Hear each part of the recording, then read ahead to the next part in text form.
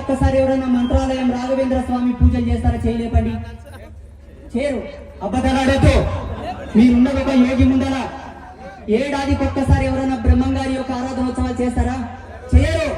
నేనే విన్నాను, నా ముందలన్నారు, స్వామి ఆయన ఒక విశ్వబ్రాహ్మణ కుటుంబంలో పుట్టిండు, వాళ్ళు మాత్రమే చేయాలంట. మరి ఈ మౌలాలి కథల్ సాబ్ ఎవరు పుట్టిండ్రు? చెప్పండి. జైలు కొట్టడం కాదు, జైలు కొట్టడం కాదు. బాగా గుర్తుపెట్టుకోండి, జైలు కొట్టే సరిపోదు. ఈనాడు జైలు కొడతాం, నా ఇంటికి నేను పోతా, నీ ఇంటికి నీవు పోతావు, తర్వాత పర్యవసనం ఇవ్వండి. మన పెద్దలు తెలియక చేసిండ్రు, బలహీనతతో చేసిండ్రు, భయంతో చేసిండ్రు, తెలియక చేసిండ్రు.